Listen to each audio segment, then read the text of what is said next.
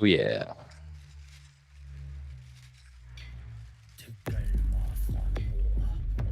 Hail and welcome, everyone. Welcome back to another Random Heathen Ramblings podcast. My name's Jesse, and I'm your host. This is a Midgard Musings production. Let's get into it.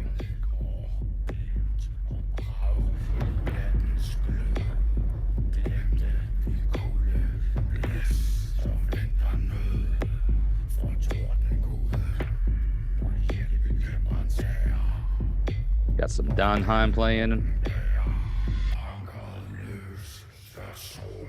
Yeah.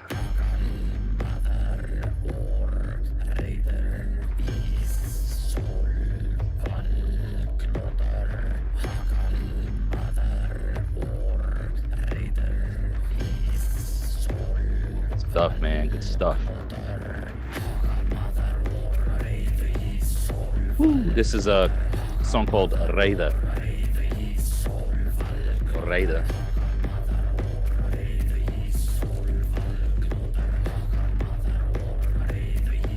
And that word stands for anger or performing a sacred act. So, with that in mind, welcome to today's podcast. Hope you guys and gals out here in Midgard are doing well. Today's guest, bit of a fun one, bit of a unique one. The guest that's going to be joining me today, definitely not heathen, at least not to the best of my knowledge. But our paths have crossed from time to time here in my area, and it's a bit of an interesting, relationship that's developed.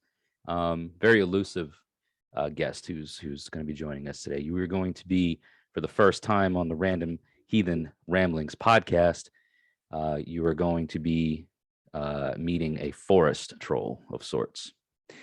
And his name is Scufflemoss. So for all of the local Murfreesboro, Tennessee people, you've probably seen him around, followed his stories, followed his adventures. And we're going to talk a bit about stuff today. So we're going to see what we get into. So let's go ahead and get our intro going and start today's show.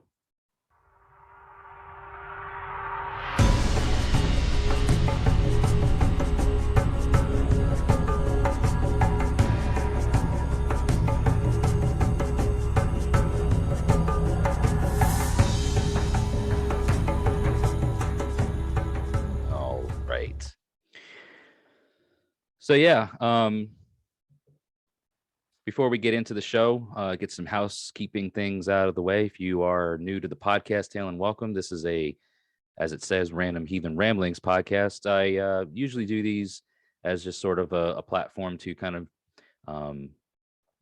educate a little bit, talk about random heathen related topics or just random topics, and see if we can find the heathenness to it, the heathen element in and around my journeys through this path. So, if you like what you listen to or like what you see on whatever platform it is that you're absorbing this, be sure to upvote it, follow, like, subscribe, whatever.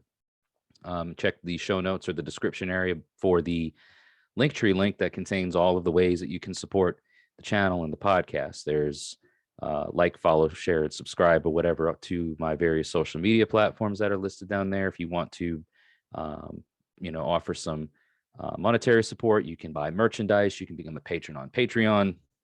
There's all kinds of options for you down there. So click that link and share it around, share the wealth, as they say. So yeah, let's go ahead and bring in Scufflemoss Treemen.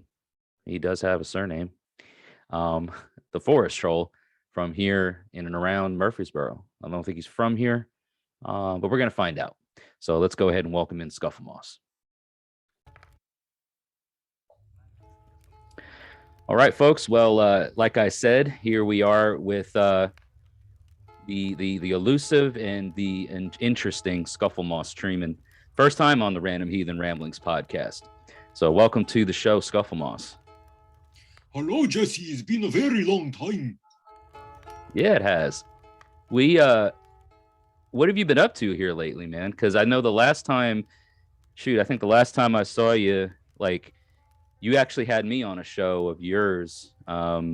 This is probably right, like, at the beginning of my Midgard Musings channel. You know, you had me come over and we did a story time and stuff like that. But what have you been up to ever since then? You know, you kind of disappeared there for a little bit, it seems.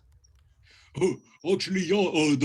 Let's see. It was Midgard Musings. That was you had just started that, and I was doing story time, and I would have guests come on the show, and we had you, and we talked about a little bit of some mythologies, and it was a good time. Since then, I've done several things. I no longer am doing the online story times. Instead, I focus on like a kind of my musical uh, thing, which is mostly it's mostly evaporated, but it's still got part of it that I'm keeping alive with resuscitating. I'm actually gonna be releasing an album on February 11th. Called Quarantine Sessions. Ooh, fun stuff. What kind of music does a troll play these days? I've never heard of trolls playing music. Well, I've seen it, but you're like the only one. So I'm curious, like what kind of music are we talking about here? Is it like jazz? Is it like, rave? Is it, I don't know. It's actually a bit of everything. Like I wanted Quarantine Sessions to actually be like just my own love letter to music, because I love music, period. And one of the things that I love about music is how versatile instruments can be. So like one of the first tracks on the album is a hip hop song. I just finished that one up. It sounds awesome.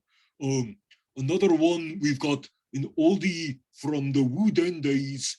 It's called Root, and there's Hot Chicken. With both of those are heavier. They sound a little more like closer to doom and black metal and stoner metal. Then I have other things like Snowflakes Still Fall, which is a spoken word acoustic kind of song. And all of this, it's all into a 16-song album. Okay. And this is all you, right? Like this is all Scufflemoss stuff. Original stuff or whatever. Wow. Yeah, with the exception of 5, well, not exactly 5, it's more like 4. Yeah, 4 covers that were produced by Rick Patore of the Woolly Mamas. Oh, yeah. The Woolly Mamas, man. That's cool. It's great to see that Rick and them are kind of a part of that project. That's awesome. Yeah, it's mainly Rick. Rick has been doing a lot of the producing for me recently. Okay, cool. Well, that's awesome news. I'm glad to hear that, you've been staying busy and that this whole, world pandemic thing hasn't kept you down so bad, which, it's affected a lot of us in a lot of different ways. People all over the world are feeling this and continue to feel its ripple effects, even now and today. So I'm glad to hear that, a pandemic doesn't keep a forest troll down. Well, I mean, I felt my own effects from the pandemic, so it's been a rough time, but these are the good times. Great. Glad to hear that. And I want to kind of let people know a little bit about kind of our history and talk a little bit and learn a little bit more about you, because I'm sure that out of all of the guests that I've had on my show, you're probably the most intriguing one, at least visually and everything. People are like, what in the world? How'd you get a troll? And especially me being who I am and the religious, faith, spirituality, whatever that I follow, heathens. There's a lot of folklore that surround trolls in different parts of Scandinavia. But overall, the general theme of the troll in most of Scandinavian folklore is that they're pretty much bad news, and they're unsavory types. Now I know differently, at least from the forest troll species Well, or whatever. I don't know if that's the right word, but this forest troll, because yeah. in general, trolls tend to be uneducated, and I think that's what makes them ornery. Mm-hmm. Well, I mean, you're educated and a bit sophisticated because you got on a freaking knit vest, man, or jacket. You know what I mean? Like you're not just wearing moss for your garbs, which I think when we first met, it was clothes were kind of hard to come by for you there for a little bit. I did not want to wear clothes. I wanted to just wear the burlap sock that I had. It honestly, it's nice wearing clothing. I can't object to it, but I'm sure no one generally does. In most cases, I've recently had an experience which I talked about on the last podcast. So for everybody listening, the one last week with Dingo and Patrick, where we talked about our spiritual camping trip and everything. Part of the thing that I learned about that was the importance of clothing, because it was in the 20s at night and you got to have clothes and layers on to keep warm.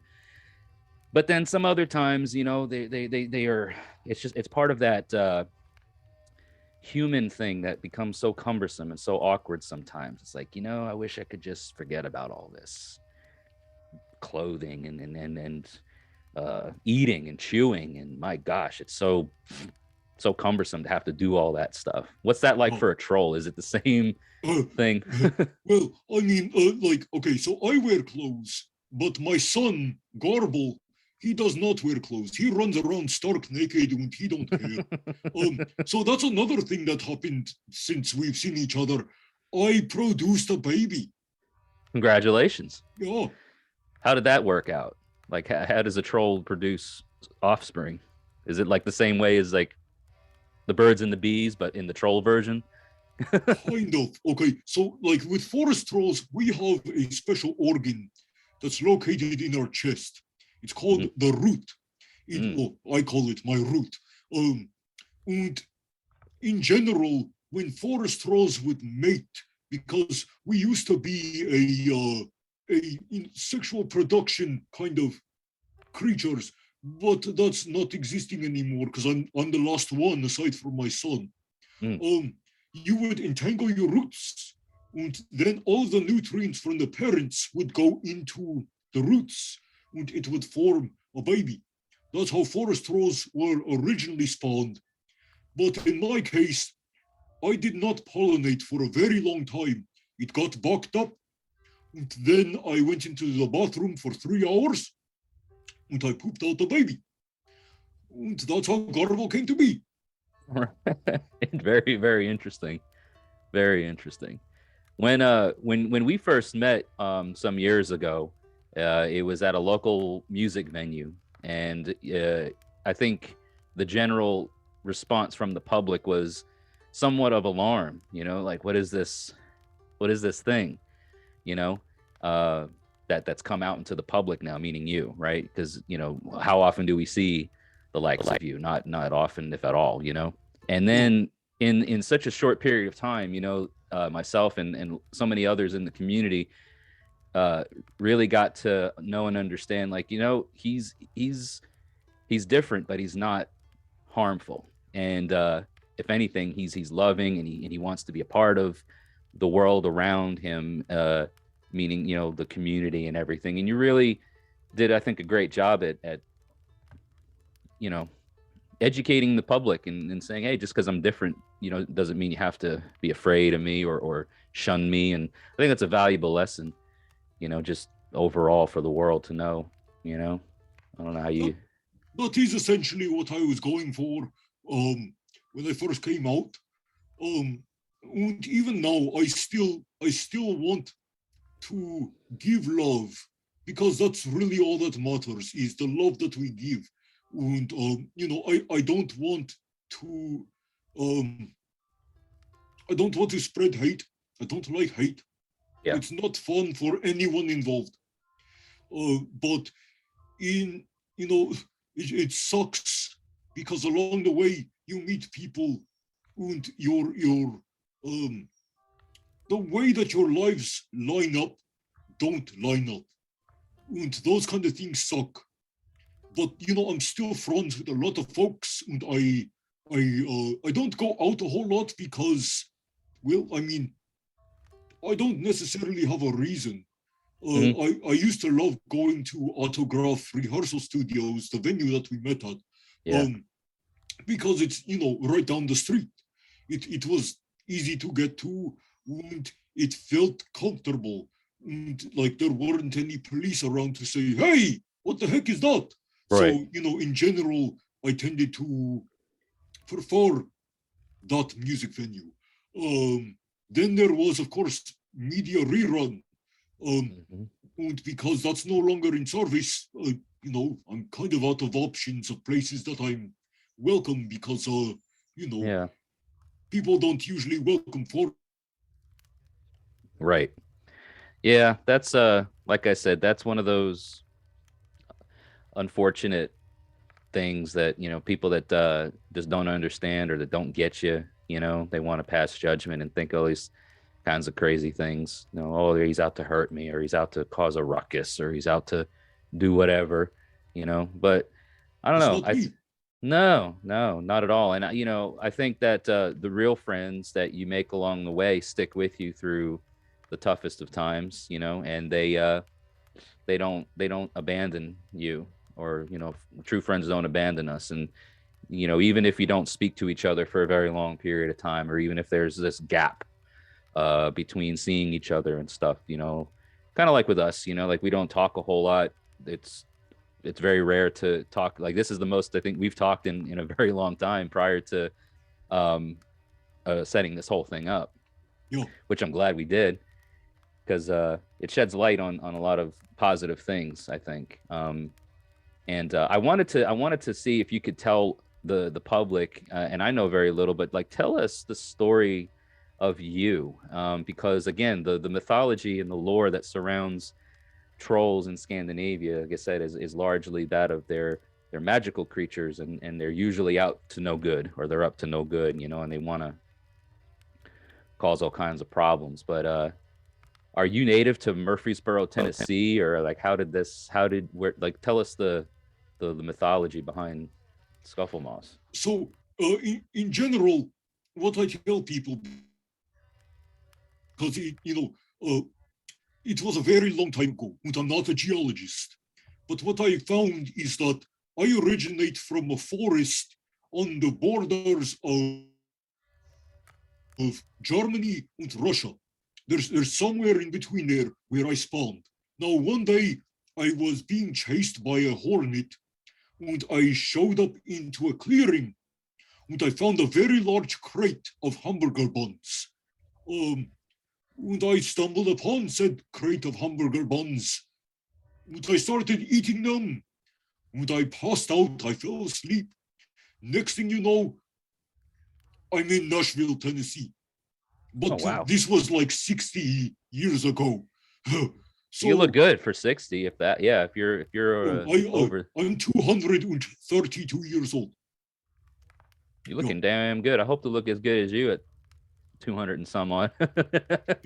Mud. Just use mud to exfoliate. That's the trick. That's the trick. So I woke up in Nashville, Tennessee, and I spent a couple of decades, like 6 decades, hiding in the woods. And eventually I came across a haunt, like a haunted house kind of thing. And the people running it, they were like, hey, you are scary looking. We want you to scare people. So they paid me in hamburger buns.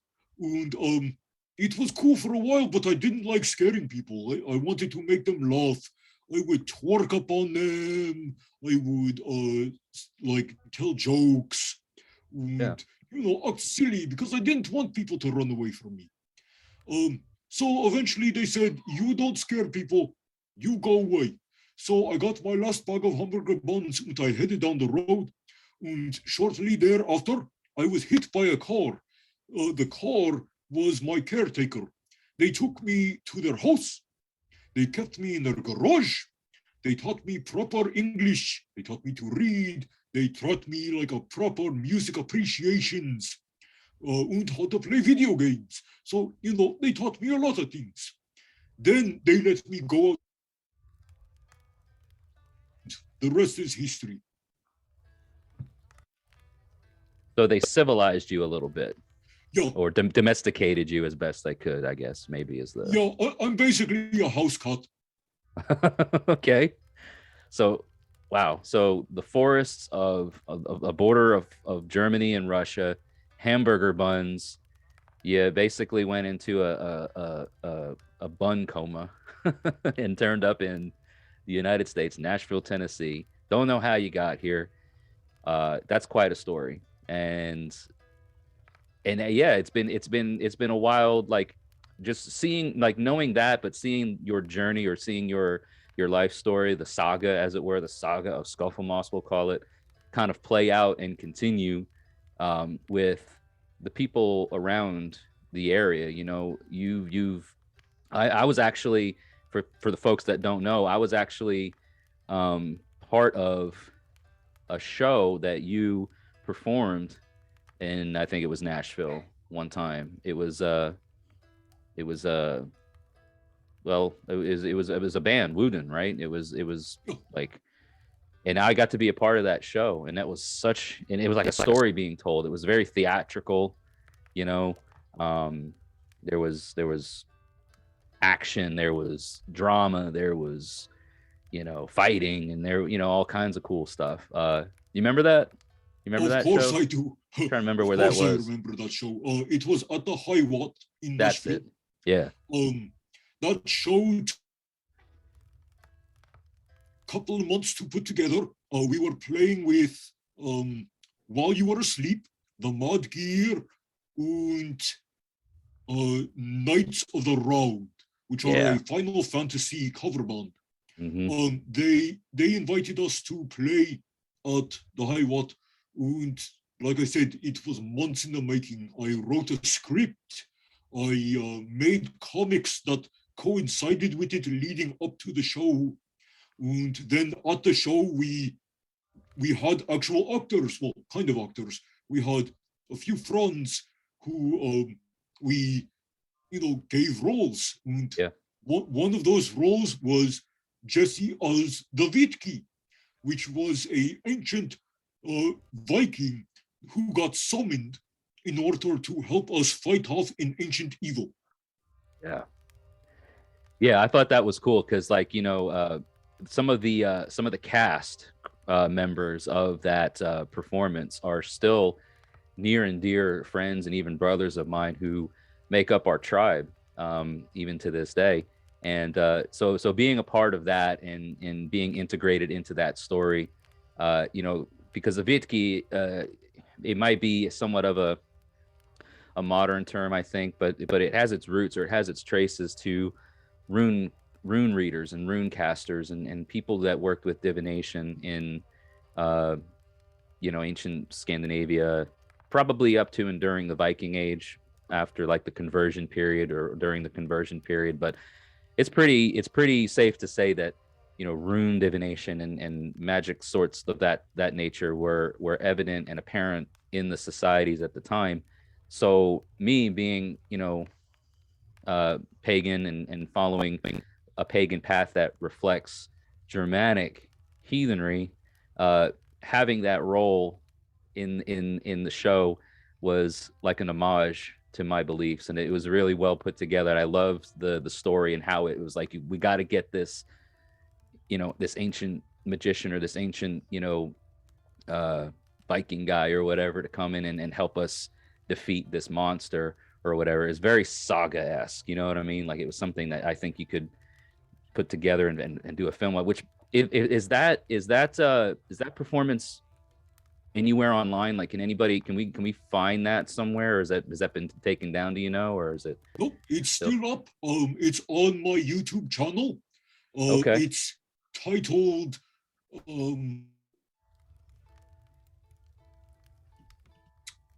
Rise of the Blood Moon, I believe. Okay. We're gonna find it though, because I want to put that down in the show notes for everybody to check out. Because I mean, it was a pretty epic set. It was a full set of I don't know how many songs, but Root was 6, one of I them. think. Was it? Yeah. Root was one of them. We also played a couple of Sam Shaman the Pharaohs covers, Little Red Riding Hood and Woolly Woolly. We also had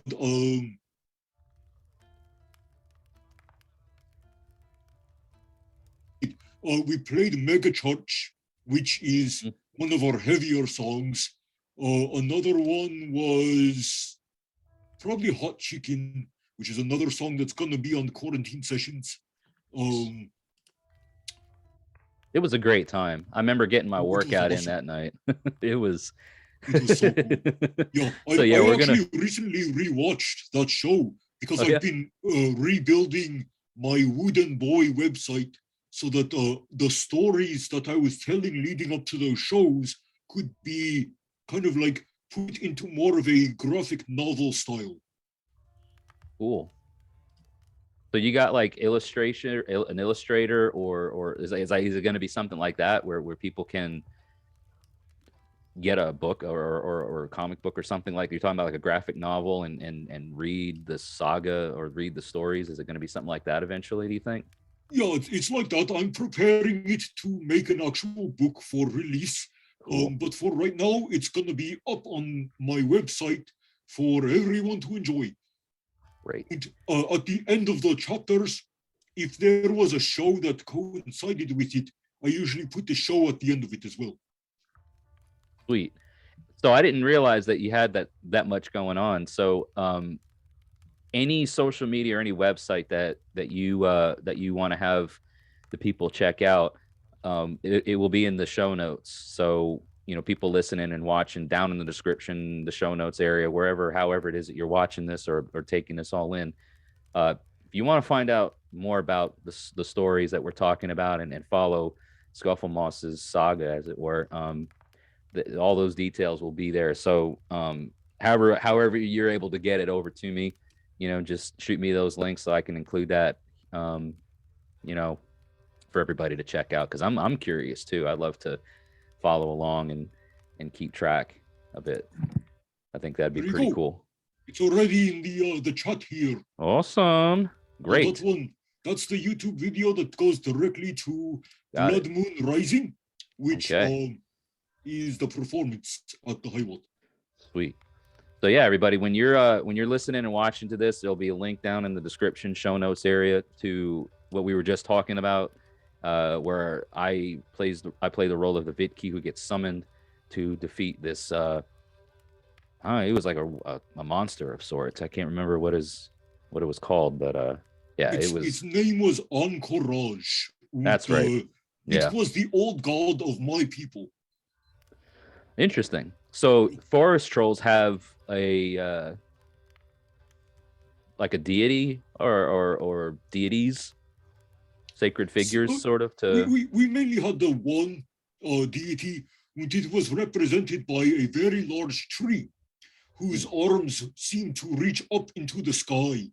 And on moonlit nights, specifically full moons, it looked like the tree was holding the moon, so it looked like it had a big eye.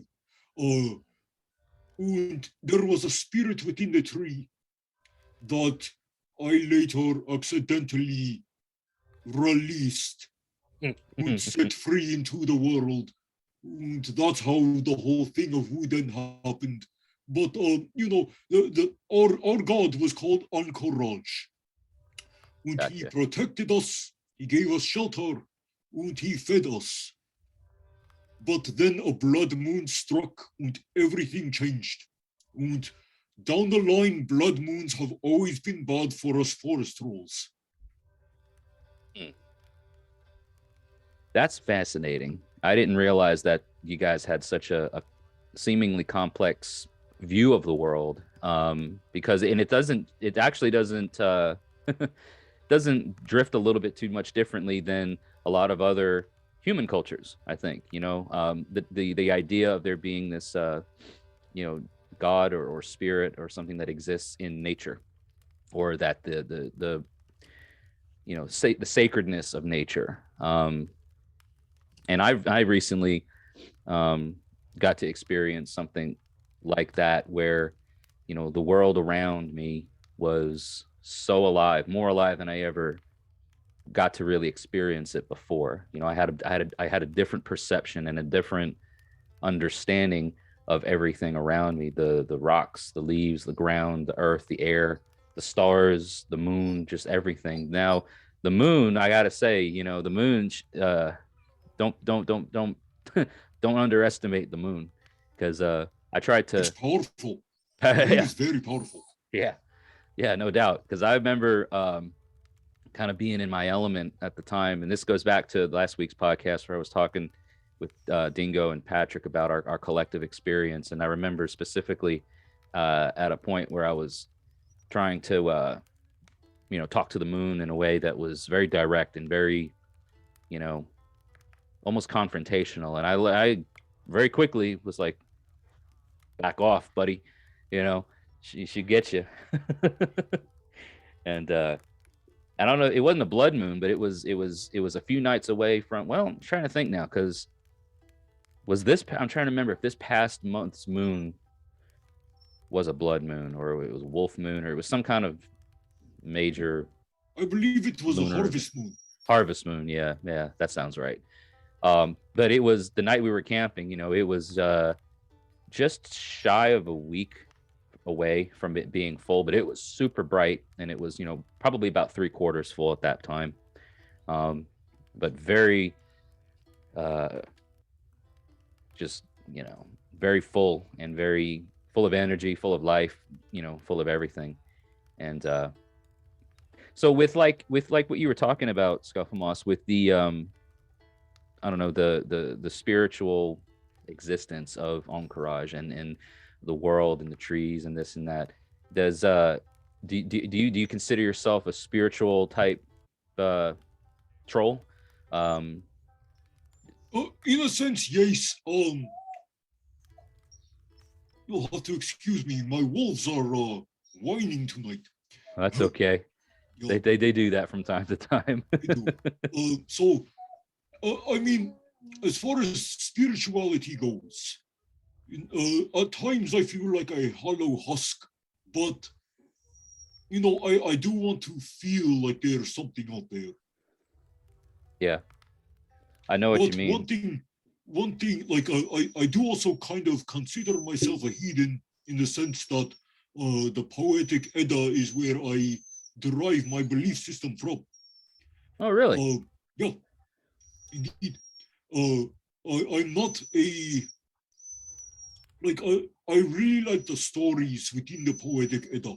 I appreciate they're kind of like parables in a sense.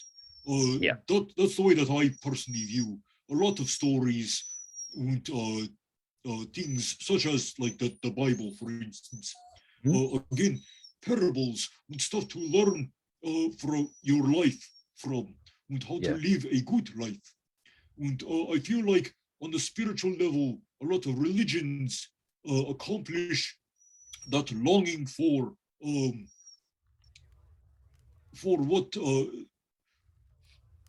what we seek out spiritually. They fill that void.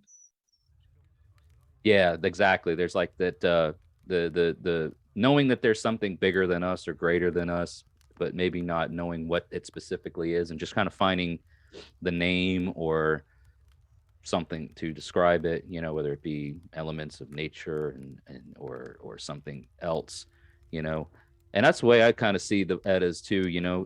A lot of what I encounter, and a lot of what other folks in kind of the circles that I not necessarily gravitate towards, but see a lot of activity around, a lot of the heathen community specifically I'm talking about. People come into this path or this view of things, and they always look for something to start with. All right, they look, because hey, I'm new to this, where do I start? Which is such a loaded question, but so many answers that come to people are, read the Poetic Edda, read the Prose Edda, read this, stories and stuff about the gods and their adventures and their this and that. And I'm always like, that's great for that purpose, you know, because like you were saying, like they have morals and things that you can kind of glean from, you know, when you know Thor loses his hammer and has to dress up as Freya to win it back, or when you know he has to kind of like with him and Odin as Harbard, you know, as he tries to get across the ferry because he has things to do, and Harbard is kind of giving him the shit, as it were. So many of these stories are great, but they don't really encompass heathenry, the worldview, the customs, the traditions, the spirituality aspect. They're great for what they are in the terms of just kind of learning about the nature of the gods or the nature of the sacred, and you know what kind of things you can, because you know they have very similar aspects of humanity attached to them in ways. You know, they're diabolical, they're sneaky, they're treacherous, they're passionate. You know, all these human type feelings and things that we feel from time to time. It's relatable when put into stories, but now they're the gods, you know, and they're so much better than us, or they're bigger than us, reality speaking, you know. And so we can, even though they are that, and they still have this like relatable things that we can pull from. And that's where I see that the stories like the Eddas that are in the Eddas, you know, have value. They don't really teach us a whole lot about what it is to be heathen, but they teach us a lot of neat and valuable things to glean from, just how to be a decent human being, you know, how to be a good person. And you know, the Havamal is another one that a lot of people try to compare to like the biblical book of Proverbs. You know, if you follow this, you'll be a good heathen because of the ethics and values that are just inherently or that are pulled from there, but they're not necessarily just heathen values. They're just like, hey, you know, you want to be a good guest, you want to be a good host, you want to be wary of where you go, you don't want to leave without protecting yourself, you want to, you know, all these very practical things, right, that just don't necessarily have any roots in heathenry. They just they were the kind of the basis of the society, or loose basis of the society, I should say, not even the full basis of the society, because the society at the time was it was simpler, and it had a very, you know, tribal structure built around it. So, but that's neat. I didn't know that about you, that the Eddas were so intriguing to you. I remember, I think the time that we came over, or that I came over to the caretaker's house, and we did a story time video together way back when, like I said, we said at the beginning of the podcast. I think I recited, maybe not read verbatim, but I recited like my own version of a story from the Poetic Edda, if I recall. Might have been I believe it was Tyr und Fenrir. Yeah. Yep. When he you know, has to sacrifice his hand for the gods because nobody else is willing to do it. And yeah, that's always a popular one too. Tyr is among my favorite of the gods. Is he? Yeah. Noble. He's one of the, and that's a very interesting figure too, because a lot of the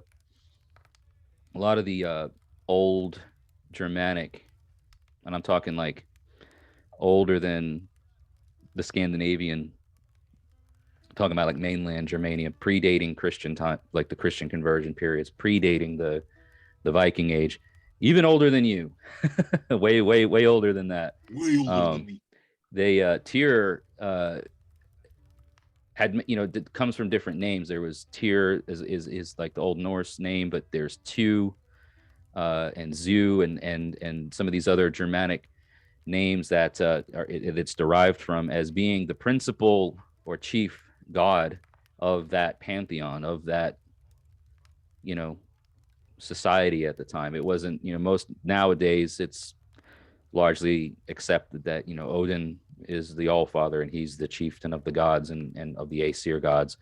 But No, I don't think it was always that, and a lot of scholars and a lot of people that are, studying things now believe that Tyr was that chief god role. And there's a lot of mystery surrounding him. We don't know a whole lot about him other than some of the traits and, the thing about Fenrir and stuff, but like the actual origins of Tyr and a lot of allegory and mystery surrounding him. But he's definitely a god of nobility, I think, god of kings and a god of justice and right action and all that kind of fun stuff.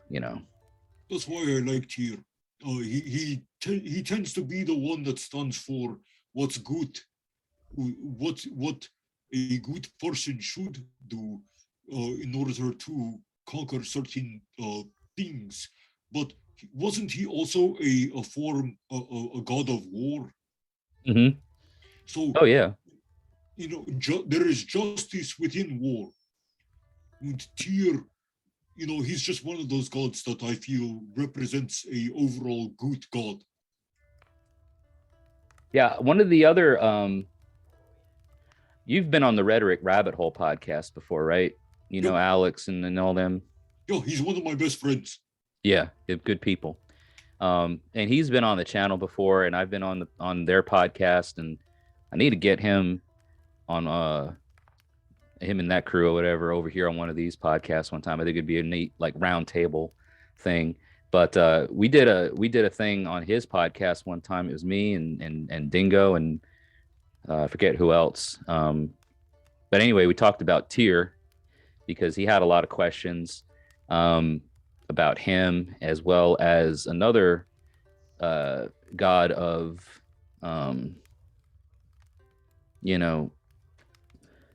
I think was it we were talking about? It was Tyr and might have been Balder or Bragi. I think it was Bragi. I think we were talking about, which Bragi, I did a video on him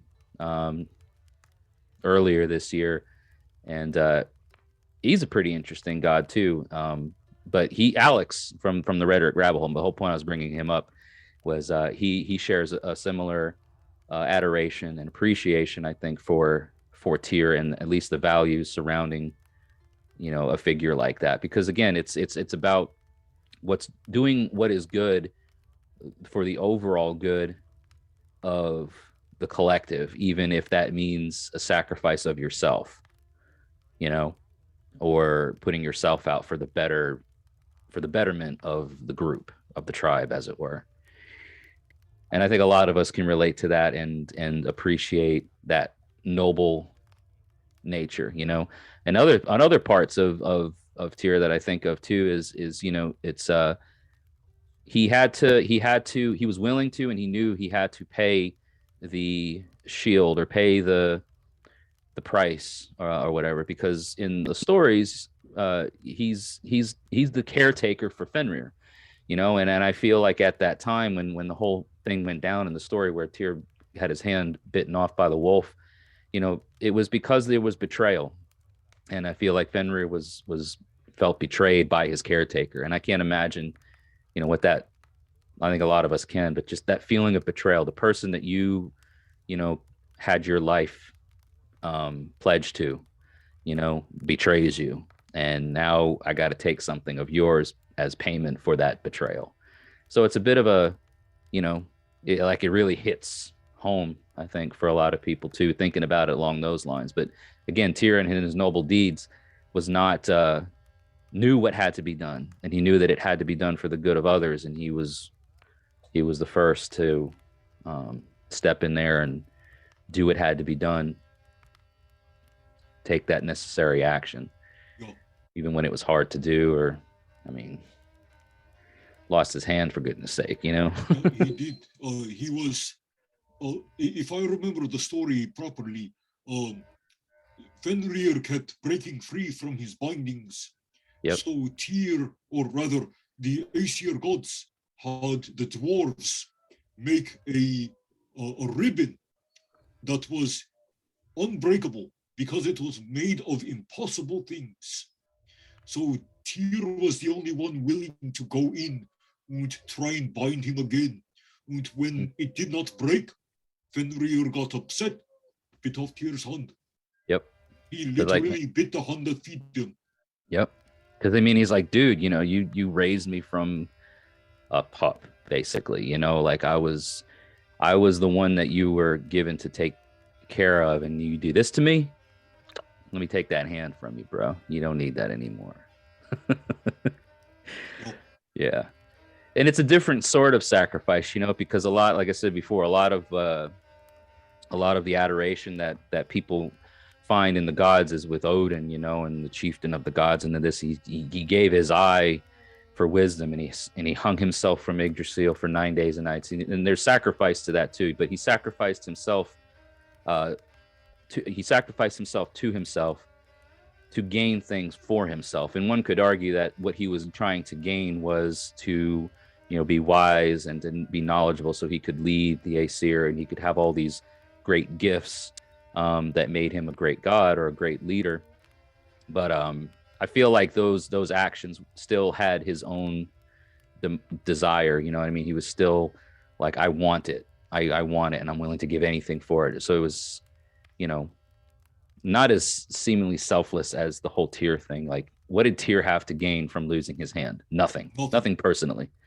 He had nothing to gain from that. It wasn't like Odin giving up his eye, like, I get all this wisdom now, or all this knowledge, and then, you know, hanging from the tree, I learned the runes and the mysteries and all this of the world and whatnot. That was, you know, stuff that he gained to him for himself. And when Tyr does what he does, there's no physical gain, there's no monetary gain. He literally lost his hand, but it was for the good of the others. You know, it's like, hey, this wolf needs to be kept under wraps because he's going to destroy us all, and I'm the one that he trusts. I'll bind him. And then when Fenrir rather realizes that he'd been duped, you know, he'd been had, it was time to pay the shield, as it were. So again, that story itself is in the Poetic Edda. I know a lot of folks listening and watching are familiar with that story and probably have more favorite stories in the Poetic Edda, but that's one of your favorites. It is one of mine, but it has a very valuable lesson, I think, to be learned from it. Again, not just from a heathen perspective, just from a, don't take on more than you can handle. Don't promise more than you're able to deliver. And when the time comes and you've taken on that responsibility or taken on that role, and if you have to, pay up, don't withdraw your hand. Feed the wolf, as it were. Yeah. It's a brutal lesson that can be, learned from time to time. So I definitely dig it. But what else have you got going on in your projects? Anything besides the upcoming quarantine? What did you call it? Quarantine sessions. Yeah. Well, I'm also an artist. I paint. I make a lot of art. I'm also a graphic artist. I have been helping out with Weirdos, a podcast. They let me design their logo, and I came up with their theme song that plays at the beginning and the end of their show. Oh, really? Yeah. The is it the Rhetoric Rabbit Hole? Weirdos, a podcast. Weirdos podcast. Okay. Weirdos. It's run by Jay Gregory and Kellen. I don't remember his last name, but his name is Kellen. Okay. Kellen Lee. They have a podcast where they tell stories about things that have happened in their life and how it relates to the topic of the day. So I really liked their first season, and I was advertising that I was looking for jobs to do, and they picked me up to do a couple of graphic design and music things. So I helped with that. Like I said, I've been working with Rick Patore for quite some time. What else do I do? Oh yeah, I from time to time I do a felt puppet show Oh, nice. with life lessons that really are not life lessons. They're just kind of, me not learning my lessons by doing stupid things. Like the time that Daddy Cat, here's Daddy Cat, Wow. Daddy Cat, he told me about this magical figure who grants everything to anyone, and his name is Jesus Slice. And Jesus Slice, he is the savior. Everybody gets one. Praise Jesus. Praise Jesus. So I like to do that. Sometimes I have aliens on my puppet show. So you can find those things on my Instagram or on the YouTube as well. Okay. So let's see. We've got your website that we're going to plug. We got the YouTube channel, and you said Instagram, right? So all that stuff, for anybody that wants to follow along and keep track of the adventures of Scuffle Moss here, check out the description, show notes area, wherever, and click follow, like, subscribe, whatever, and yeah, it's he's got a lot of fun things going on, and we're looking forward. I know I am, at least, looking forward to quarantine session. So when that does come out, you said it's going to be February 11th. February 11th. And is it just digital releases? Yeah, it's going to be digital release on Bandcamp, and I'm going to be putting it on Spotify, Apple Music, as many places as I can. Yeah. Just to, put more fun music out there. Great. And that'll be announced. How will you announce that? Through your website or through your Instagram, or do you know yet when that'll? Yeah, it'll most likely be through Instagram. I use Instagram more than any other site. I don't really even go on Facebook. I have Facebook pages for the Scuffle Moss Front Club, for Wüden Boy, but I don't really use Facebook. Everything I do is on Instagram. But then I also have the websites, and I update them whenever I feel like. Great. Perfect. So that's plenty of stuff for people to keep track of you with, and follow along the stories, and what projects you're involved in, and how all they can support you. So yeah, everybody check out that stuff that Scuffle Moss has got going on, and stay tuned for the quarantine sessions that'll be released digitally on most of your major streaming and listening platforms, February 11th, 2022. So that'll be a nice way to start the new year. So great. I think that just about wraps it up here. If you want to just stay on with me a second while I wrap the podcast up, I'll tie things off with you after we stop the podcast session. But any final departing words that you'd like to leave with the people listening and watching? Just think for yourself. Be, a wise person in your own judgments. Try to be a good person, because you can't do life alone. It really doesn't work. You've got to be a good person if you want to get along with people. Also, just keep on scuffling. There it is. I was hoping you were going to say it. I was like, there's something about keeping on something. I'm like, keep on scuffling. There it is.